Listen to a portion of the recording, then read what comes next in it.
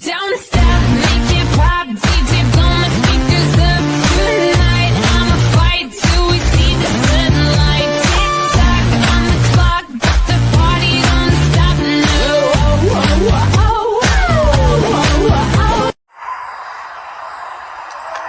Good day, everyone. Welcome to our GE class, and this afternoon we will be continuing our discussion sa ating topic sa chapter 1, and this afternoon we will be focusing on questions and issues in history. But before that, I request everyone to please bear with me. Let us pray. Most precious and loving Father, the Creator of the heavens and the earth, thank you so much, God, for this wonderful time, wonderful day. We pray, Lord, that you will bless each one of us, bless my students, give us knowledge and wisdom so that we may be able to understand our topics. This is our prayer. In Jesus' name, amen and amen. I hope that everybody is now ready for our discussion on our topic. And, again, this afternoon, we will be focusing on the different questions and issues in history. So this afternoon, we will be discussing about the different questions. What is history? Why we study history? And of course, history for whom? Again, so those questions, class, can be answered by historiography. But before that, we will be defining what is historiography is. By the way, according to our source, historiography is the history of history. This is the writing of history class, especially the writing of history based on critical examination of sources, selection of particular details from the authentic materials in those sources, and the synthesis of those details into a narrative that stands the test of critical examination. And the term historiography class refers to the theory and history of historical writing. So we will be knowing today about the differences between history and historiography. Kasi nga makukonfuse tayo, ano nga ba yung kaibahan ng history at saka historiography?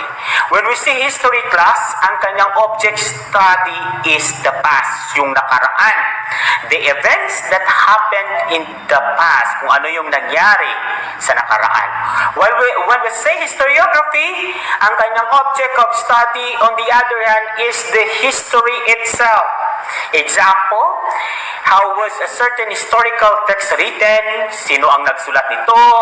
What was the context of its publication? Yung particular historical method was employed? And what were the sources used? Ano yung mga ginagamit? And now, when we say historiography class, yung kanyang ang pamamaraan nito is ang historiography lets the students have a better understanding of history. Ito ay nagbibigay ng karagdagan para magiging mas madaling maintindihan kung ano talaga yung history.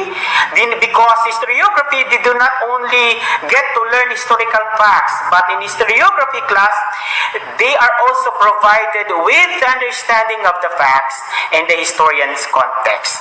Ang kanyang method used by historian in historiography class is to do what they do. It is a step-by-step, rational and evidence-based empirical process closely akin to scientific method, teaching the appropriate ways to collect, sort, analyze, compare, understand, and write about historical materials. So that is historiography.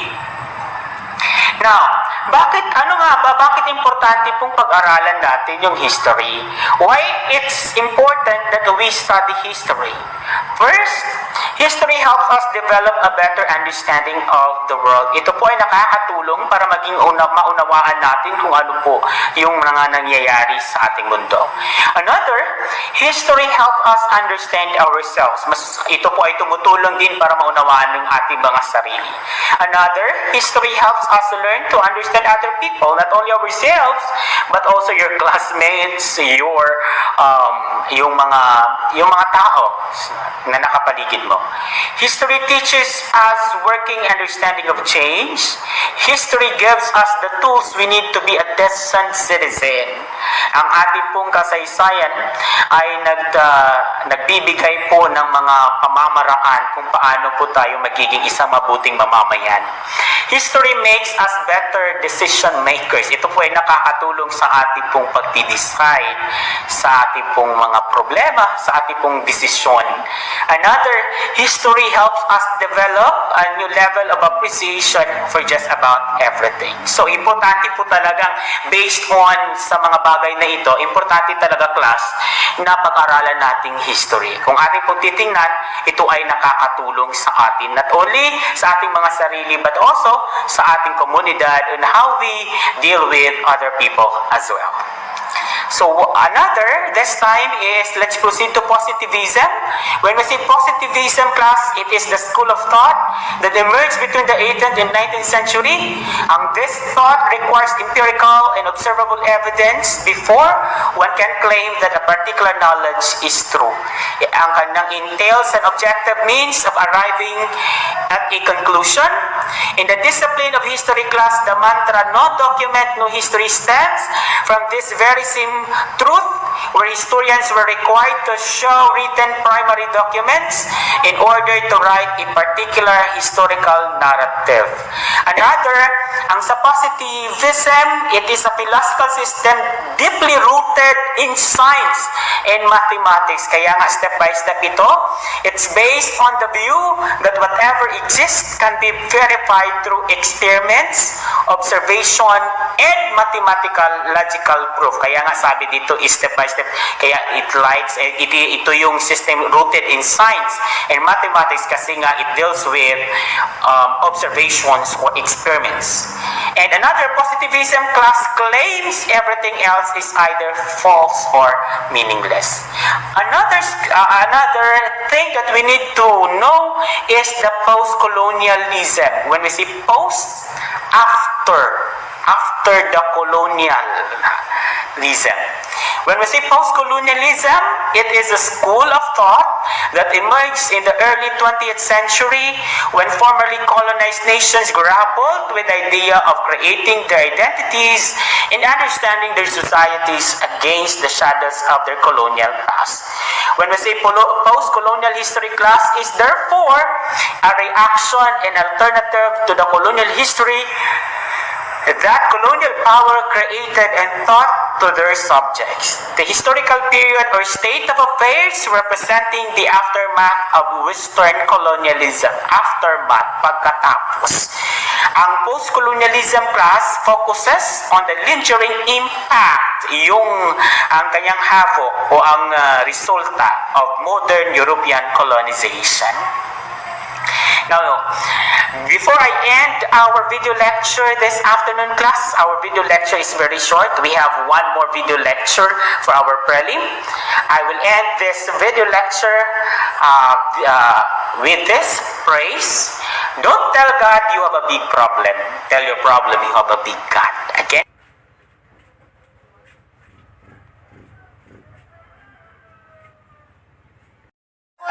Thank you for watching, guys. This is Trinita Baby Alia, your truly friend. Don't forget to subscribe and click the notification below. Baboosh! Thank you for watching, guys. This is Trinita Baby Alia, your truly friend. Don't forget to subscribe and click the notification below. Baboosh!